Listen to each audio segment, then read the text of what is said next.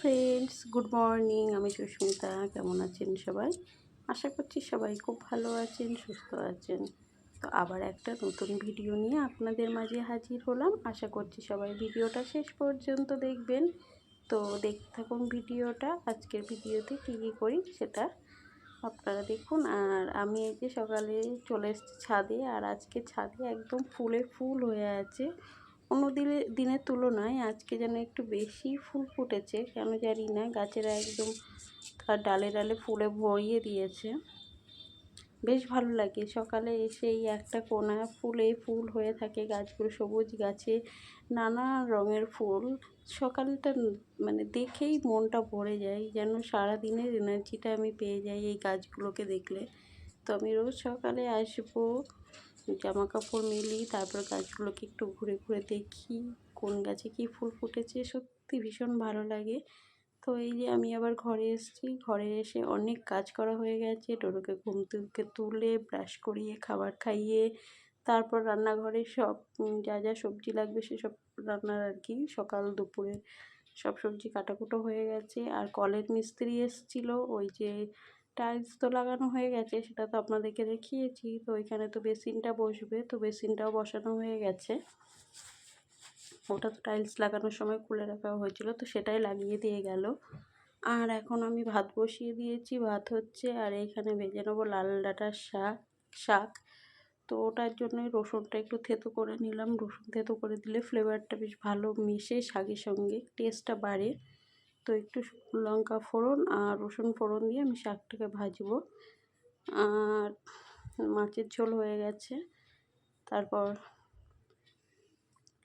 থোড় ভাজাও হয়ে গেছে। আজকে থোড় নিয়েছিল, তো একটু থোড় ভাজা করলাম। ডোডোর বাবা তো ভীষণ ভালোবাসে, আমার থোড় ভাজাটাই বেশি ভালো লাগে থোড়ের তরকারির থেকে। আর এই যে আমি লাল ডাঁটার শাক কেটে নিয়েছি, লাল নোটে যেটাকে বলে। তো এটা এখন ভেজে নেবো। আর আজকে ডাঁটাগুলো মানে শাকগুলো না একটু শক্ত শক্ত ছিল, তো অনেকক্ষণ সিদ্ধ হতে সময় নিয়েছে। তো আর দেখুন কেমন ছিটকাচ্ছে তেল, মানে আমার হাতে জল। আর আমি কি করছি ওইভাবেই আর কি যেই নাড়ছি আর সেই হাত থেকে জল পড়ছে খুন্তি দিয়ে, আর ব্যাস ছিটকে ছিটকে গায়ে আসছে। সেটাই দেখছি আর হাসছি যে কেমন আমি হাত থেকে জলটা মুছে এনে তারপর করলেই হতো। তো ওই আর কি তাড়াতাড়ি করে শর্টে কাজ, এই আর কি। তো ঘরে তো একাকার অবস্থা হয়ে গেছে, মিস্ত্রিরা কাজ করে রেখে গেছে। আর ঘর ময় ধুলো, এমন কোনো জায়গা নেই যেখানে ধুলো নেই ঘরে। তো আমি আজকে ভাবছি যে রান্না বান্না সেরে ফ্রিজের ওপরটা পুরো পরিষ্কার করে নেব। আর রান্নাঘরে যদি কিছু পারি পরিষ্কার করতে, তো সেটাও করে নেব। আর আমি না সকালবেলার দিকে একদম সময় পাই না, যেহেতু ছেলে বাড়িতে এখন ছুটি রয়েছে, সেহেতু একটু মানে অসুবিধা হয়ে যায়। তো খাওয়া দাওয়ার পর দুটোর দিকে ওই সময়টা না আমার বেশ ফাঁকা থাকে। তবে ডোডো বাড়ি থাকলে ডিস্টার্বও করে, তো ওকে আজকে ঘরে আটকে রাখবো। ওর পাপা বাড়ি আছে, তো ওর পাপার কাছে দিয়ে আমি বাইরে থেকে না দরজাটা বন্ধ করে লক করে দিয়ে যাব, যাতে বাইরে বেরোতে না পারে। এরকম একটা ইচ্ছা আছে আমার। আর এই যে মানে বসার ঘরটার খাবার টেবিল এগুলো একটু গুছিয়ে নেওয়ার চেষ্টা করছি। আর সব কাজ মোটামুটি হয়েই এসছে রান্নাঘরে। তো এই যে সকালে জলখাবারের যে বাসনগুলো ছিল, কাপ প্লেট এগুলো সব মেজে নিচ্ছি।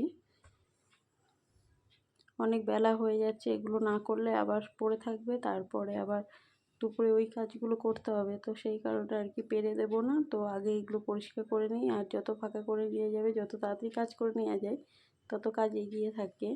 আর এদিকে কথা বলতে বলতে দেখুন ভাতও হয়ে গেছে, ভাতটা উপর দিয়ে নিলাম।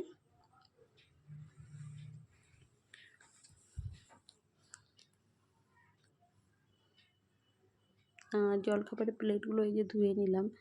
আর গ্যাসের এই যে স্ট্যান্ডগুলো, এগুলো ভালো করে বেশ মেজে নিলাম। আর দেখুন বেসিনটা লাগানো হয়ে গেছে, কদিন ধরে খোলা পড়েছিল, খুব নোংরা হয়েছে।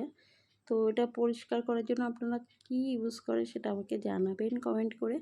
আমি না ওই ভিমবার যে সাবান যেটাতে বাসন মাজি, ওটা দিয়েই পরিষ্কার করে নিচ্ছি। একটু স্কচব্রাইট দিয়ে ঘষে, পুরনো যে স্কচব্রাইট ছিল সেটা দিয়ে, আর একটু সাবান দিয়ে ঘষেই পরিষ্কার করে নিচ্ছি। তো তো এটাতেই আমার মনে হয় ভালোই চকচকে হয়ে যাবে। তো দেখা যাক কী হয়।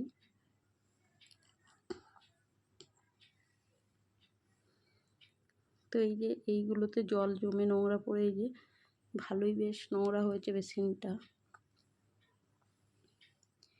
তো এটা একটু পরিষ্কার করা, ভালো করে ঘষে ঘষে পরিষ্কার করতে হবে। আর এই টাইলসটা কেমন লাগছে জানাবেন, ডিজাইনটা।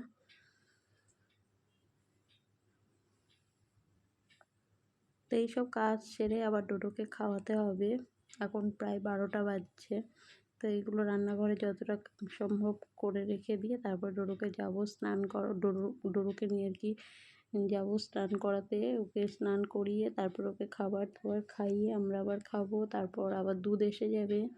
একের পর এক কাজ সকাল থেকে, মানে একটা একটা করে কাজ, মানে আমার জন্য লাইন দিয়ে থাকে। তো সেগুলোকে একজন একজন করে তাদেরকে করতে হয় কাজ আর কি গুছিয়ে। তো যদি আমি গুছিয়ে না করি কাজগুলো তো নোংরা হয়ে পড়ে থাকবে, তাই না?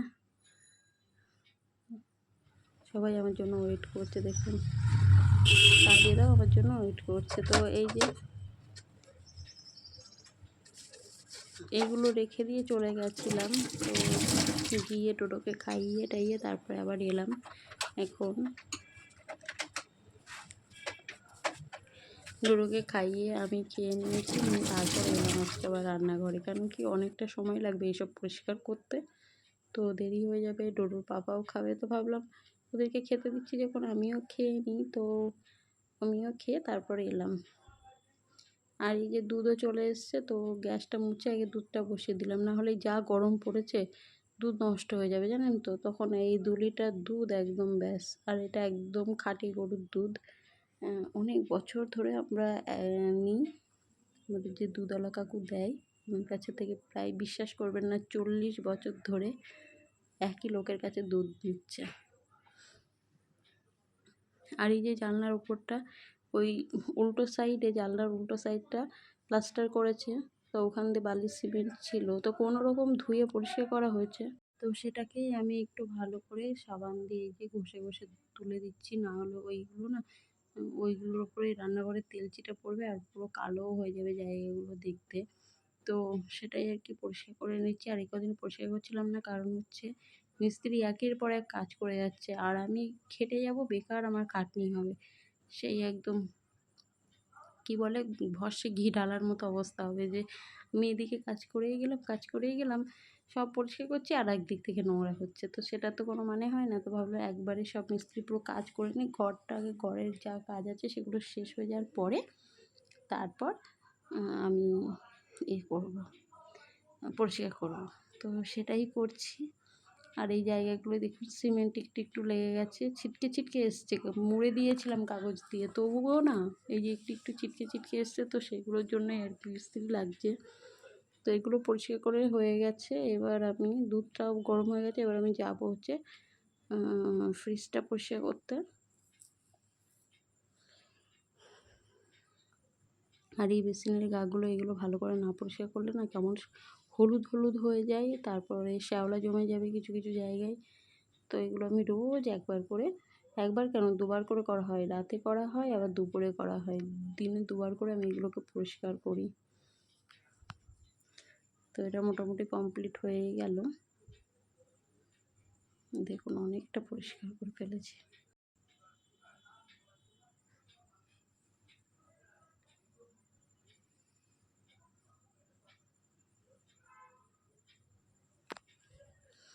আর এই যে মেঝেটা যেখানে এই যে মিস্ত্রি কাজ করে গেছে, বেসিনটা নোংরা হয়ে আছে, এই জায়গাটা কিছুটা নোংরা হয়ে গেছে। তারপর ডিল করেছিল, তো সেই ডিলের ভিতর যে ইয়েগুলো গুঁড়োগুলো বেরিয়েছিল টাইলসের, তো সেগুলো সব মুছে নিচ্ছি। তো সাদা হয়ে আছে জায়গাটা, ক্যামেরাতে ঠিক বোঝা যাচ্ছে না কিন্তু অনেক নোংরা হয়ে আছে। হ্যাঁ,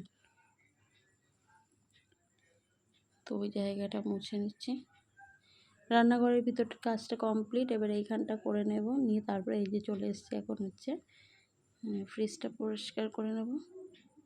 ফ্রিজের গায়ে প্রচুর ধুলো হয়ে গেছে, দেখুন সাদা হয়েছিল ফ্রিজটা পুরো। তো আজকের ভিডিও এই পর্যন্তই ছিল। সবাই খুব ভালো থাকবেন, সুস্থ থাকবেন, দেখা হবে আবার নেক্সট ভিডিওতে। তো ততক্ষণের জন্য সবাই সবার খেয়াল রাখবেন, সুস্থ থাকবেন, আর আমার ভিডিওগুলো দেখতে থাকুন।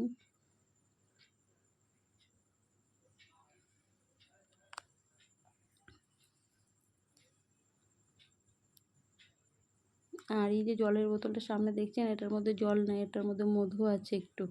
তো সেটাই আর কি ঝেড়ে সোজা করে রেখে দিয়ে ফ্রিজে রেখে দিয়েছিলাম, তো পুরো দানা দানা হয়ে গেছে, যেন মনে হচ্ছে সেই চিনির গুঁড়ো জাস্ট একটু জল দিয়ে আর কি নরম করে রাখা হয়েছে মেখে, এরকম লাগছে অনেকটা দেখতে।